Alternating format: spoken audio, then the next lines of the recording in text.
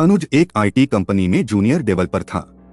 दिल्ली की एक multinational company में उसकी नई नई जॉब लगी थी।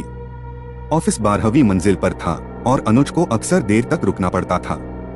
उस रात 11 बजे थे और वो अकेला ऑफिस में कोडिंग कर रहा था। बाकी सब जा चुके थे सिवाय चौकीदार काका के, जो नीचे गेट पर बैठे थे। अनुज के फोन पर अचानक एक नोटिफिकेशन आया, एक अनजान नंबर से व्हाट्सएप मैसेज, अभी भी ऑफिस में हो। अनुज ने सोचा शायद कोई सहकर्मी है।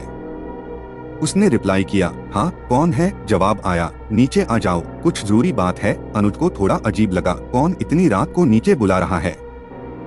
उसने कॉल किया लेकिन नंबर स्विच्ड ऑफ था।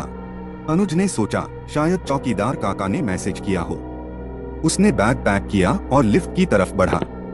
ऑफिस की लाइटें ऑटोमेटिकली डिम हो चुकी थीं और कॉरिडोर में सिर्फ उसकी चप्पलों की आवाज गूंज रही थी, खट खट खट। लिफ्ट का बटन दबाया लेकिन लिफ्ट आने में टाइम लग रहा था।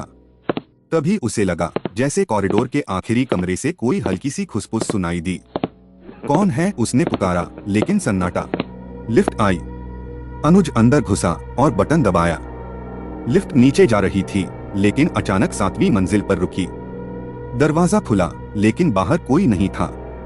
अंधेरा कॉरिडोर और दूर कहीं एक ट्यूबलाइट भूख भुक कर रही थी। अनुज ने जल्दी से बटन दबाकर दरवाजा बंद किया लेकिन उसका दिल जोर जोर से धड़क रहा था। नीचे पहुंचकर अनुज ने चौकीदार काका को ढूंढा। काका गेट पर कुर्सी पर सो रहे थे। अनुज ने उन्हें जगाया। काका, आपने मैसेज किया था। काका ने आंखें मलते हुए कहा, कौन सा मैसेज बाबू? मेरा तो फोन चार्ज पर भी नहीं है। अनुज के रोंगटे खड़े हो गए। उसने फिर से वो नंबर चेक किया। अब वो नंबर व्हाट्सएप पर दिख ही नहीं रहा था, जैसे डिलीट हो गया हो। तभी अनुज को याद आया कि ऑफिस में एक पुरानी कहानी चलती थी। पिछले साल एक कर्मचारी राहुल, जो अनुज की ही सीट पर काम करता था, ने देर रात ऑफिस में आत्महत्या कर ली थी। लोग कहते थे कि वो प्रोजेक्ट के प्रेशर से टूट गया था। कुछ कॉलिग्स ने बताया था कि राहुल की डेथ के बाद कई बार देर रात ऑफिस में अजीब चीजें हुई, कंप्यूटर अपने आप चालू हो जाना या कॉरिडोर में किसी के चलने की आवाज। अनुज ने इसे पहले मजाक समझा था लेकिन अब उसे कुछ गड़बड़ लग रही थी। अनुज ने सोचा जो भी है, मैं कल सुबह बॉस से बात करूंगा। वो जल्दी से पार्किंग की तरफ बढ़ा लेकिन उसकी कार स्टार्ट नहीं हुई। बैटरी डेड थी। अरे यार, आज ही उसने बड़बड़ाते हुए ओला बुक की। ओला आने में 15 मिनट का टाइम था। वो पार्किंग में इंतजार करने लगा। तभी उसे फिर वही नंबर से मैसेज आया, मुझे छोड़कर मत जाओ। अनुज का फोन हाथ से छूटते छूटते बचा। उसने तुरंत नंबर ब्लॉक किया लेकिन दिल की धड़कन रुकने का नाम नहीं ले रही थी। पार्किंग की लाइट्स अचानक बुझ गईं।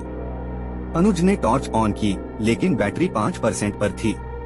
उसने चौकीदार काका को पुकारा लेकिन कोई जवाब नहीं।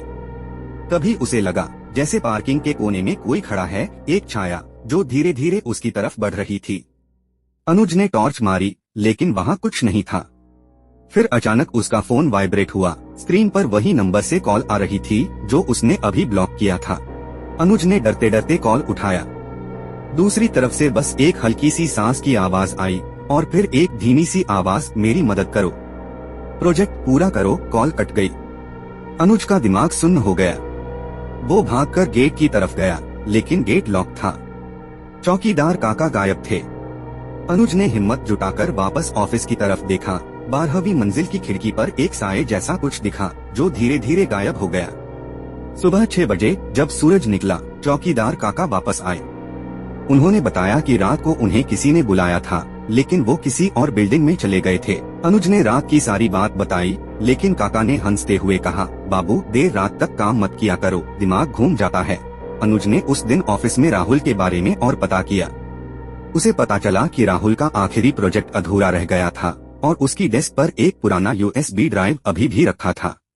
अनुज ने हिम्मत करके वो USB चेक किया। उसमें राहुल का अधूरा कोड था और एक टेक्स्ट फाइल जिसमें लिखा था, मुझे माफ कर दो, मैं इसे पूरा नहीं कर सका। अनुज ने वो प्रोजेक्ट पूरा किया और बॉस को सौंप दिया। उसके बाद से ऑफिस में कोई अजीब घटना नहीं हुई। लेकिन अनुज ने फैसला किया कि वो कभी देर रात ऑफिस में अकेले नहीं रुकेगा। उसका फोन अब भी कभी कभी वाइब्रेट करता है लेकिन स्क्रीन पर कोई नंबर नहीं दिखता।